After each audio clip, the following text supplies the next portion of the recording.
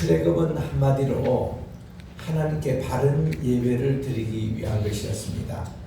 왜냐하면은 이 모세와 아론이 저 바로 앞에서 이런 얘기합니다. 하나님께서 말씀하시기를 Let my people go in order to serve me 혹은 so that they may serve me. 이 내 백성을 보내라. 그들이 나를 예배하기 위해서 이렇게 되기 때문에 출애굽은 철저하게 하나님께 예배드리기 위한 이런 것을 잠시도 우리 잊지 말아야 됩니다. 그래도 아까도 제가 말씀드린 대로 하늘에 만나를 주신 것도 물도 주신 것도 발병이 나지 않은 것도 이 모든 것이 하나님께 예배를 드리기 위한 그 목적이 이렇게 있기 때문에 여기에 대해서 우리는 분명히 기억해야 합니다. 우리 성지순례 이번에 모두 12박 13일 다녀왔는데 네 나라를 이렇게 다녔습니다. 이게 보통 일이 아니었습니다. 이집트에서 4일, 그리고 사우디아라비아에서 3일, 요르단에서 이틀, 그리고 예루살렘과 갈릴리에서 이스라엘에서 4일 이렇게 여정의 길을 이런 이제 코스로 우리들이 이렇게 다녔습니다. 그래서 이제 이집트와 사우디아라비아, 요르단, 이스라엘 중심으로 다녔는데 이스라엘 백성들이 고센 땅에서 400년 동안 생활하고 그들이 이제 나와서 출애굽의 여정을 이제 했는데 우리가 이제 카이로에서 참 은혜 받았다는 것이 쓰레기 마을이가 있어요. 온갖 그 카이로에 있는 쓰레기들이 다 수거돼 가지고 와가지고는 그 분류를 합니다. 뭐 병 따로 이게 종이 따로 이래가지고 분류를 해가지고 그 요즘으로 말하면 우리가 폐품 처리, 폐지 이거 수거해서 이걸 팔아다가 생활하는 분들이 많아요. 그게 이제 이 마을이에요. 이 마을에 한 4만 명이 살고 있는데 이 중에 절반가량이 예수 믿는 기독교인들이에요. 그러니까 여기 가보면 냄새도 나고 참 이렇게 지저분하고 야 이런 마을도 있느냐 하지만은 여기 우리 형제 자매들이 그렇게 맞는 거예요. 그래서 이제 여기에 보면은 요 옆에 동굴교회가 있습니다. 요 마을을 통과하고 쓰레기 마을을 통과하고 있는 교회가 동굴에 있는데 이 교회가 얼마나 큰지 2만 명이 매주마다 모여 지금도 예배를 드리고 있는 자주한 이슬람 국가에서 최대로 큰 교회인데 여기에 대한 소문을 이집트 정부에서 내질 않아요. 그러니까 다른 사람은 보통 몰라요. 우리는 이 현장을 가봤잖아요. 그래서 여기 이제 참 동굴교회 가서 잠깐 에피소드를 소개하면은 이 교회당이 시작된 것이 한 11세기 그때 세인트 시몬이라는 분이 있었습니다. 이분은 이집트 사막의 성자였어요. 그러다가 그가 이제 예수를 워낙 모범적으로 믿고 이러니까 많은 분들이 그분에 대한 존재감을 알았습니다. 한 번은 여기에 이슬람 그 칼리프가 침입을 왔어요. 그때 여기는 콥틱 교회 아닙니까? 이집트는 콥틱 교회라 그러거든요. 콥틱 교회의 이제 그 우리로 말하면 그 캐톨릭 말하면 교화 같은 그 분이 칼리프가 이제 와가지고 이제 이분을 점령하기 위해서 내가 성경 말씀하니까 칼리프 얘기입니다. 예수님이 무슨 내가 뭐 믿음이 있으면 이 산을 들어 이 다른 곳에 옮기래도 그대로 됐는데 너희들 믿는 예수가 진짜라면은 그거를 3일 동안 해라. 만약에 그런 사건이 진짜 일어나면 나도 칼리프 이거를 벗고 내가 기독교인이 되나. 그러나 그건 하지 않으면은 너희들이 우리 이슬람교도 무슬림이 돼야 돼. 이렇게 얘기를 했대요. 그러니까 이제 이 총 감독이 되는 이분이 이제 주변에 보니 여기서는 가장 그리고 신실한 경고한 세인트 시몬 형제에게 얘기를 했습니다. 자네가 하나님께 기도해서 이 일을 한번 들어보도록 해라. 그랬더니 시몬이 순종하여 하나님께 기도했습니다. 그분의 기도는 단순해요. 주님, 이 산을 예수님으로 옮겨주십시오. 3일 동안 기간을 주는데 하루 기도해도 아무 일 나지 않습니다. 이틀 때 기도해도 아무 일이 나지 않습니다. 3일째 딱 기도하는데 하나님께서 이 산을 진짜 3km나 옮겨주셨어요. 그리고 이 동굴이 생긴 겁니다. 그래서 이 칼리프가 무릎을 꿇고 예수님을 믿게 됐다는 유명한 그 동굴. 그래서 거기는 가보니까 이 돌로 된 좌석이 15,000개나 있어요. 여의도 순복음교회보다 1.5배나 이 야외 있고, 그리고 여기 예배가 얼마나 보이냐 했더니 이 금요 집회, 토요일 날 또 예배 있고, 주일날 몇 분 예배가 있는데 2만 명씩 꽉꽉 찬다는 거예요. 그래가지고 우리가 그 현장을 갔습니다. 거기에 가니까요, 그 위에 예수님의 그 행적을 전부 다 돌에다가 조각을 해서 이렇게 그만 보더라도 이렇게 참 그 쓰레기 줍고 사는 저소득층사람들입니다. 그분들이 여기 와서 은혜 받고 비전을 새롭게 하고 사람이 새롭게 달라지고 정말 그런 공동체, 눈물 나는 그런 공동체였습니다. 그랬더니 이건 이제 우리가 갔던 데가 겨울이었는데 좀 쌀쌀해요. 밖에 한 5도, 10도 이 사이에서. 그래서 이분들이 기도했답니다. 우리가 이 겨울에 추워서 야외에서 예배드리기가 참 힘듭니다. 우리 따뜻한 데도 주십시오 하고 그들도 간절히 기도했더니 하나님께서 여기서 걸어서 한 7분 거리에 또 다른 동굴을 주셔가지고 거기서 겨울에는 예배를 드리는데 들어가 보니까 한 1,500명, 2,000명이 앉을 수 있는 아주 따뜻한 교회당이 있더라고요. 그래서 우리 일행이 거기 안에 들어가서 우리 개회 예배를 볼 수 있었습니다. 그래서 얼마나 공명도 잘 되고 찬양을 하고 그렇게 이제 왔습니다만은 이 동물교회가 이번에 우리 카이로 방문해서 진하게 됐습니다. 예수님이 피난교회예요. 예수님께서 여기 피난 오신 지 3년 반 아기 예수님 때 오셔가지고 우리 주님이 한 4살 때까지 여기 이집트에 계셨잖아요. 그리고는 헤롯 대왕이 죽었다는 소식을 듣고 이제 그래서 다시 이스라엘로 돌아오시는데 그때 우리 주님이 이 동네에서 주로 사신 기념하는 교회가 그 아부사르 교회입니다. 콥틱 교회입니다. 이 영향으로 이 올드 카이로의 옛날 그 지역에서는 교회가 모스크보다 많은 지역입니다. 올드 카이로의 초대교회 예배가 그대로 보존되고 있는 콥틱 교회. 여기서 우리들이 여기 이게 조지 교회입니다. 그 옆에는 유대인의 회당이 있었어요. 그리고 그 중간에 예수님의 피난처 기념교회라고 지하에 있는 교회입니다. 콥틱 교회라는 것은 이 이집트의 자생교회로서 특별히 그 451년 칼케돈 때 이 당신들은 이 단성론이다 이래가 이란으로 캐톨릭이 정지했던 그런 교회입니다. 그런데 이것은 순순히 교리적인 자기들이 정치적인 피해를 보고 사실은 콥틱 교회가 굉장히 순수 초대교회 예배 형태를 지금도 지고 있는 교회입니다. 그리고 우리 스핑크스 방문했지 않습니까? 세계의 기자의 피라미드 있는 곳에 여기 가운데 있는 곳이 가장 큰 피라미드 쿠프 왕이 이제 제 4왕 중 2번째 왕입니다. 그리고 그 아들이 되는 쿠프가 이게 제일 큰 게 피라미드고 그리고 이제 아들이 되는 카프레 바로 그 앞에는 스핑크스가 수십을 시키는 쫙 동쪽으로 이렇게 향하고 있습니다. 그리고 이제 그 옆에 보면 손자 이제 피라미드가 있는데 세계에서 가장 큰 피라미드 쿠프 바로 앞에 출입구가 있는데 이 출입구가 쫙 북극성과 연결이 되어 있어요.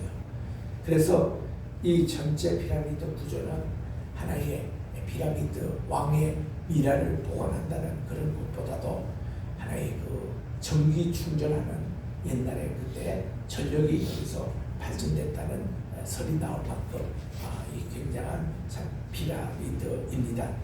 그래서 거기서 이제 출입구를 들어가는데 너무 사람들이 많이 몰려가지고 거기 아무도 없을 때는 또 갔다 오면 40분 이렇게 걸리는데 우리가 여기서 포기하고 다음 또 일정이기 때문에 이분의 입구에 들어가지 못했습니다만은 이런 이제 피라미드 잘 보이는 곳에 있는데 이 스핑크스는 4,500년 전에 만든 카프레 제작으로 높이가 20m, 폭이 19m, 길이가 73m 되는데 사자의 몸을 가진 여성의 몸을 가진 신화적인 생명이고 해가 뜨는 동쪽을 바라보고 있는 소신입니다.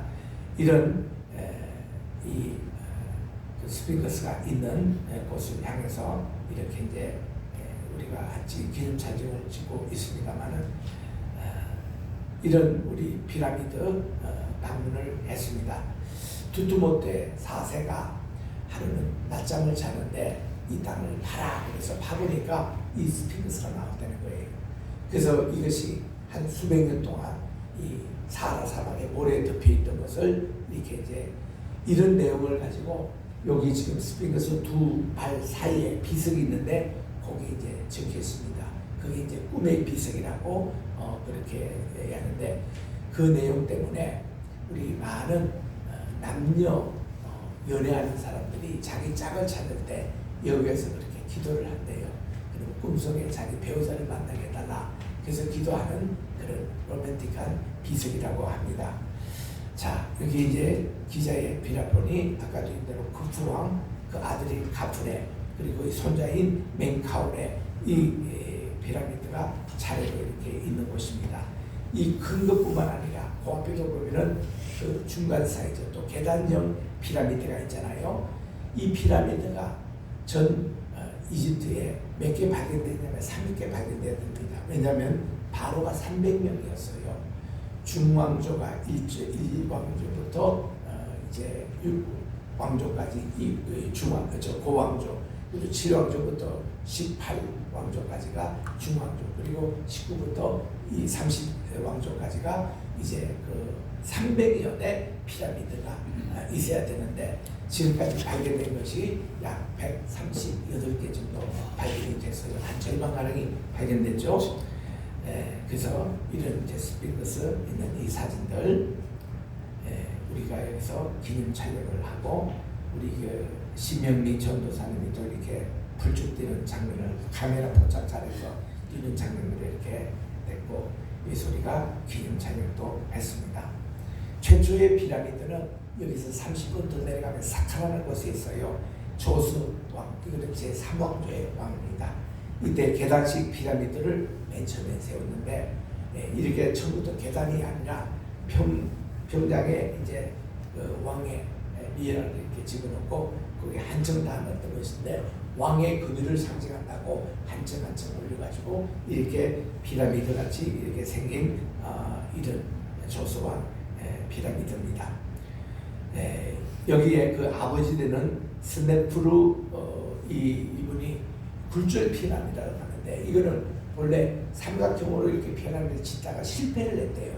실패를 해가 남긴 이것을 그냥 굴절이라는데 요거 다음에 그다음 후프왕이 기자의 아까 반듯하게 삼각이 되는 그런 것을 만들어서 이제 굴절 피라미드가 이제 진짜 피라미드가 됐다고 그렇게 얘기합니다. 이 쿠프 피라미드 보면은 화강암과 석회암으로 되어 있는데 돌만 230만 개, 하나의 돌이 무게가 5톤에서 15톤, 어떤 거는 20톤까지 되는 이게 230만 개 이렇게 어떤 이런 피라미드인데 그 내부가 아주 참 정교합니다. 그래서 우리 한국말로 여기 이제 꼭대기부터 쭉 아래 맨 밑에 지하도 있고 그리고 이제 왕의 무덤이 있는 곳에는 양쪽으로 공기통이 딱 줄려 있어가지고 여기 왕의 무덤과 왕비의 무덤 가보면 완전히 진공 상태로 만들어놨어요. 시신이 부패되지 않도록 그렇게 만들어놓고 우리 북극성을 향한 입구에 들어와서 아래층은 못 내려가게 막아놨습니다. 위층으로 올라가면은 이렇게 두 방을 이렇게 보게 되는데 참 정교하게. 그래서 내가 한 15년 전, 아니 25년 전쯤 되네요. 그때 이명박 대통령이 현대 무슨 건설의 사장하고 그 회사의 부사장으로 있는 분이 우리 팀에 같이 성지순례하게 됐습니다.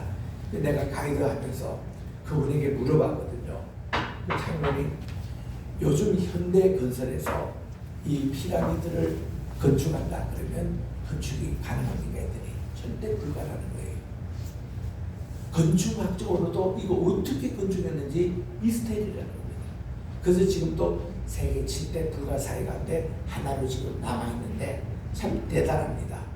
이 쿠투왕의 묻은 제방 사상도 요셉을 알지 못하는 세왕이 투투모스의 1세일 가능성이 많습니다. 이 사람이 투투모스의 1세입니다. 그리고 2세, 그리고 모세를 건진 그 여왕이 바로 합세수트 여왕이었죠. 그러니까 이게 이분이 최초의 여왕입니다. 이분 다음으로 여왕이 누군가니 네페르티티, 그분은 누군가니 투탕카멘의 양어머니예요. 그 사람의 모든 유적은 베를린에 다 보관되어 있습니다. 그 베를린에 가면은 네페르티티 시티만큼 이 사람의 그 굉장히 미인이죠. 그래서 이 합세투트는 처음 이 여왕이 여바로가 된 사람이고, 두 번째가 네페르티티, 그리고 세 번째가 클레오파트라. 거기 제일 마지막 바로이자 여왕으로 있다가 로마에 멸망당했죠. 안토니우스 장군하고 연애하다가 사실 그랬습니다. 그래서 이제 이런 역사들을 보면서 이스라엘 백성들이 학대를 당할수록 더 번식했다고 그랬습니다. 그래서 이게 국고성인데, 이렇게 저들이 건설했던 국고성 그 현장에 하나가 아까 사카라에 가보면은 곡식을 창고, 저장 창고가 나와요. 그 나중에 또 여기도 나옵니다만은 진흙에 이어가지고 그들이 벽돌을 만들어서 이제 종생을 했습니다만은 히브리 산파와 시프라와 그 부하가 잘 지혜롭게 해서 모세가 살아나게 된 겁니다. 그래서 수무서 키우는데 이게 이제 그 나일강, 이 사하라 사막의 5%만 농경을 할 수 있습니다. 이 나일강이 흐르는 곳에. 그래서 요 지역에만 그 이집트의 모든 인구가 살고 있어요. 그래서 우리 나일강의 모습이 이렇습니다. 우리 한 달 저녁에는 나일강의 유람선을 타고 저녁 식사도 하고, 여기서 벨리 댄스도 보고, 또 여기서 이제 우리 야경도 이렇게 보는 그런 시간도 가졌습니다. 그리고 이집트 박물관을 방문했습니다. 여기 이제 방문했는데 25만 개가 넘는 진짜 유물과 투탕카멘 보물이 전시되어 있는데, 이렇게 전시할 수 있는 것이 5만밖에 되지 않아요. 그걸 25만 개를 어떻게 다 전시합니까? 그래서 작년 6월 달에 근대식으로 또 좋은 현대 박물관을 세웠습니다. 그래서 거기서 10만 점이 이제 또 전시가 될 수 있는. 그런데 이집트 박물관에 쓱 들어가면은 이제 로제타 석비가 나와요. 이게 이제 1799년 나폴레옹이 원정할 때 발견한 곳인데, 이 석비에 보면은 맨 위에가 상형문자가 나와요. 이 글이 이제 이집트 사람이 쓰는 히에로그리프라는 상형문자가 있고, 거기에 보면 올드, 이 헬라말이 있어요. 그 헬라말에서 옛날 말이 있고, 같은 그 은혜의 구성으로 봄인데 바로 이집트 방언 콥틱으로 기록되어 있는 겁니다. 그 세 개 이것이 나란히 있기 때문에 그 전까지만 해도 상형 문자를 못 읽었습니다. 그런데 1822년에 이게 쌍바울이라는 분이, 상볼리오, 이분이 그 프랑스 학자인데 이분이 그걸 해석해 냈어요.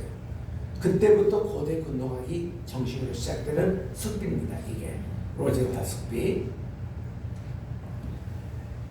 여기 이제 투토모스 3세, 그리고 로제타 석비 앞에 우리 기념 촬영을 했고, 그리고 이제 박물관을 이렇게 다니면서 제가 이렇게 또 설명을 하면서 고분도 앞에 있는데, 이 박물관의 특징은 2층에 투탕카멘 이것이 그대로 있습니다. 이분은 18세 때 죽은 바로이기 때문에 미국의 존 F 케네디만큼 이렇게 인기가 좋은 그런 참 미남이에요. 이분의 아버지는 아크나톤, 이는 태양신을 유일신으로 섬기면서 남북 이집트를 통일한 사람이에요. 그러니까 태양신 이외에 다른 신은 절대로 못 숨기게 하니까 우상을 숭배했던 다른 나라에서 반란이 일어나가지고 그의 아들이 이제 딱 투탕카멘이 왕이 되자 그를 죽이고 물러간다. 9년 만에 9세 바로가 됐는데 18살 때에 죽임을 당합니다. 그의 사연에 대해서는 오랫동안 몰랐어요. 근데 1922년에 투탕카문의 묘실이 룩스에서 발견이 됐습니다. 그 모든 그전까지 바로들은 전부 다 그 묘실이 독을 당해가지고 거의 진품이 카이로는 없어요. 몇 개만 남아 있습니다. 전부 다 영국에서 훔쳐가서 대영제국 박물관에 있고 루블 박물관에 있고 또 워싱턴 DC에 있는 스미소토니언 거기 박물관에 있고 세계 다 흩어졌어요. 그 여기 남아있는 게 얼마 없습니다. 그런데 1922년에 발굴된 것은 고스란히 다른 열강에 선보되고 이집트가 다 해서 여기 박물관에 다 전시된 거예요. 그래서 이 투탕카문이 가장 인기입니다. 이분의 마스크와 여기 앞에 이 박물관에도 보면 이분의 동상이 이렇게 서 있습니다. 룩스에서 그의 문물이 발견됐던 것이 이집트의 지금도 자랑이죠. 이분의 양어머니가 지금 여기 네프레티티 300명 바로 가운데 3명이 여자 바로인데 그 중에서 가장 미인이 네프레티티 이분이에요. 그래서 이분에 대해서는 전 세계가 사랑을 받는 분이죠. 이게 지금 베를린 박물관에 있습니다. 독일에서 고스란히 이분들을 다 유물을 소장하고 있는데 여기 가보면은 이제 바로 병거가 있고 여기 이제 투탕카문이 탔던 병거라고 합니다. 이제 그 앞에 가보면은 유물들 전시되어 있는 거 제가 또 다 소개를 했습니다. 자, 이래서 박물관 투어를 끝나고 람셋 국고성을 지은 자리를 거쳐가지고 우리가 이제 이 홍해가 둘이 있지 않습니까? 시내 반도를 앞에 두고 이쪽은 수에즈 반도가 운하가 있다고 해서 수에즈 홍해라고 그러고 여기는 아카바 있다고 해서 아카바 홍해라고 합니다. 여기서 특별히 출혈한 것이 옛날에 수에즈라고 알려졌지만 거기는 건널 어떤 자국이 전혀 없는 거예요. 그래서 인공기술을 찍어보면은 아카바만에 거기 누에바 항구에서 위대한 땅으로 걷는 자국이 있습니다.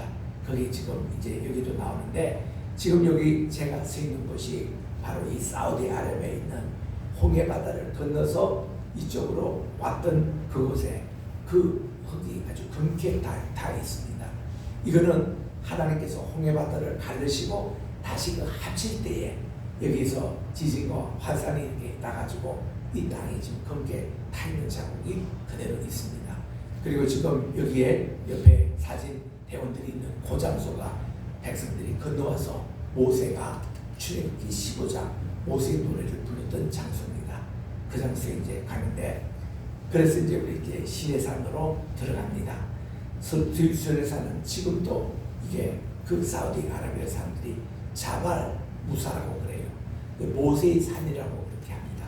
또 사발 라오스라고 그래요.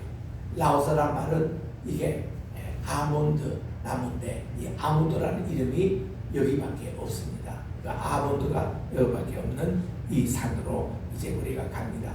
그래서 이스라엘 백성들이 저 밑에 역삼각형으로 이렇게 지금 가톨릭이라는 수도원이 있는 저는 그것은 가톨릭이 560년에 만든 조작한 겁니다. 진짜 시내산이 아니에요. 전혀 그런 문제도 없고 여기는 떨기나무 책에도 나오지만은 이스라엘이 6.1 전쟁 이후 1967년부터 81년까지 이스라엘 땅이었거든요. 이스라엘 점령지입니다. 그래서 이들이 200명 고고학자가 그 히브리 대학 중심으로 가서 다 뒤졌지만 유물 한 명도 못 걸었습니다. 그래서 저들도 양식인을 하자는 시내산은 여기가 아니다는 것을 판정이 났기에 그 지미 카터가 1979년도에 그 당시 수상 이스라엘 수상이 백인과 또 이집트 대통령이 사다트와 함께 이 아카바 에일랏에서 평화 협정을 할 때에 이스라엘이 우리 땅 이거 시내 반도 우리 차지했던 거 당신에게 수에즈 반도와 돌려주기로 합의한 것은 뭐하니 자기들은 시내산이 그럴 줄 알고 뒤져봤더니 아무것도 나온 거거든요. 그러니까 자기들은 더 이상 필요 없는 땅이 됐어요. 그래서 돌려준 겁니다. 돌려주는데 사다트 대통령이 그 다음날 이스라엘하고 평화협정했다고 암살당해버리잖아요. 백인도 그다음 또 죽습니다. 그리고 그 후에 라빈이 또 암살당하고 이러는데 평화협정 이 아랍하고 했다면은 암살당하는 이런 것인데, 그래서 이제 출애굽의 진짜 여정은 이 중부 지방에서 이렇게 들어주는 여기에서 이 누에바 항구에서 이쪽으로 건너가지고 마지막 그 삼각형에 있는 시나이산 시내산이 여기일 거다. 그렇게 이제 추정하면서 우리들이 가는 겁니다.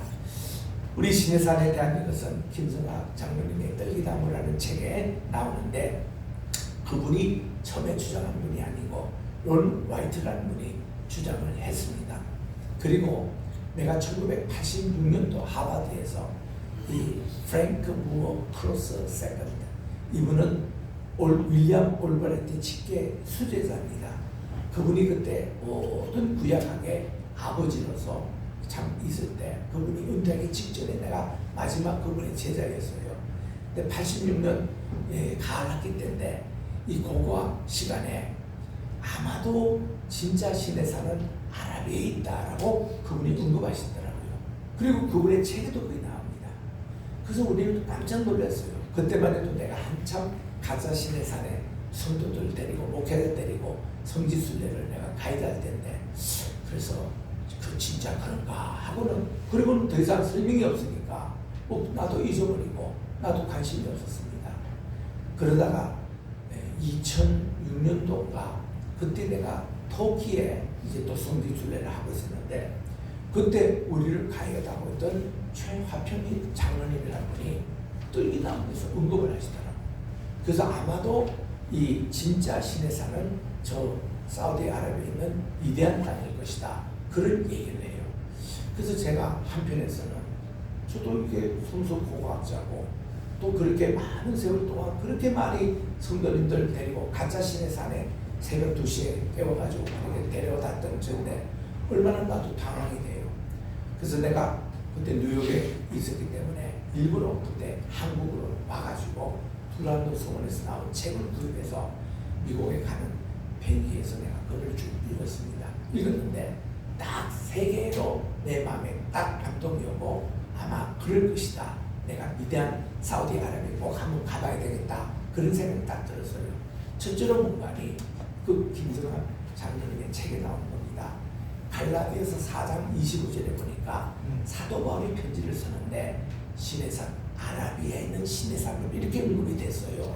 이것만큼 확실한 증거가 어디 있겠나요? 두 번째는 여기에 조금 이따 사진 나오지만 솔로몬 기둥이 있는데 누에바 항구에서 우리 조상이 여기를 건넜다고 솔로몬이 적고 있는 기둥이 이 누에바 항구 이쪽하고 이 사우디아라비아 여기에 똑같이 기둥이 있는 거예요. 그리고 세 번째는 만약에 가짜 신의 산 여기 있다면 아직도 출애굽이 안 됐다는 겁니다. 출애굽 되려면 적어도 애국 강을 건너가지고 오늘날 미디안 그쪽 경내에야 여기에 아웃 오브 이집트를 벗어나는 그 경내인데, 모세도 미디안까지 광야에 도망간 것은 이 시내 반도를 지나가지고 이집트 시내를 거쳐서 그리고 미디안 땅에 도착했을 때 비로소 그가 안심하게 도피 생활을 할 수 있었다는 겁니다. 그래서 이제 이런 내용으로 그 김성학 장로님은 뭐 고고학자도 아니고 구약학자도 아닌데 그분이 한의사로서 자기 아버지가 너 그 사우디아라비아에 가면은 꼭 진짜 신의 산을 찾으라 그래가지고 아버지의 그 뜻을 받아가지고 자기가 이제 열심히 한의사를 하고 있었는데, 그 왕비 그게 저 왕자 가운데 하나가 타박상이 있어가지고 그때 자기가 침술로 그분을 고쳐줬대요. 너무 기뻐가지고 당신은 앞으로 내 주치의 하라고. 그 이분이 16년 동안 이 주치의로 거기서 이제 봉사를 했답니다. 그랬더니 어느 한날 이 왕자가 김성학 장로님에게 얘기하더라는 겁니다. 내가 당신에게 뭐 선물을 하고 싶은데 무슨 요구하라고. 그랬더니 이분이 생각하고 있다가 시내산을 가는 목적으로 당신 왕족들이 이렇게 하는 이 자동차 플레이트 낱말을 내게 주면은 그만큼 좋은 선물이 얻겠다.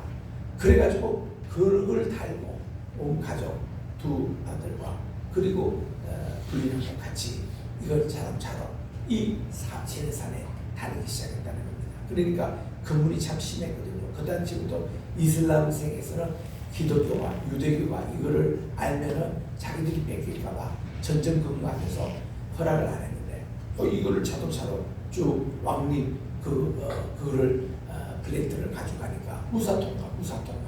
그러니까 12일이나 거기 다녀오면서 그래서 암각화도 발견하고 또 시내살 불탄 모습도 발견하고 모세의 제단도 또 12기둥 또 이 금송아지를 섬겼던 제단 이거를 통째로 여기 다 있는 거예요. 이들의 우물 다 있는 거예요. 이거를 이제 이분이 발견한 겁니다.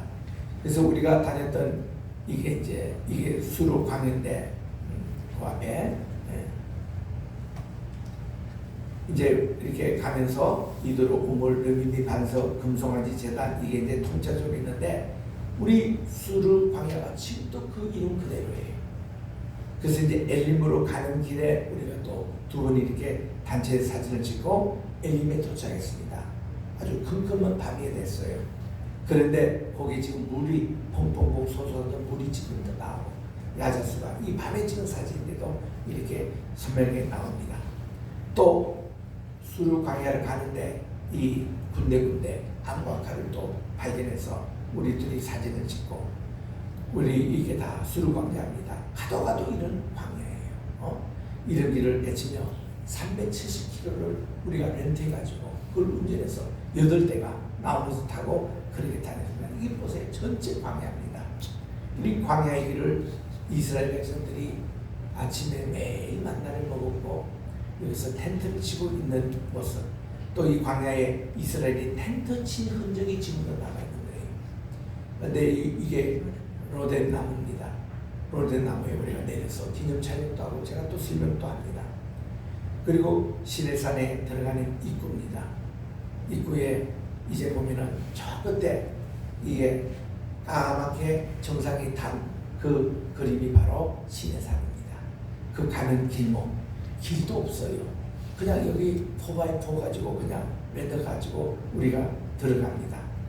자, 그래서 여기 가보면은 그게 새까맣게 탄 시내산 꼭대기가 나오고 바로 그 밑에 봉우리가 있는데 이게 호렙봉이라고 그러더라고요. 그래서 이 시내산 따로 호렙산 따로라보다 전체를 시내산이라 그러고 여기 한 봉우리가 호렙봉우리더라고요. 거기 가보니까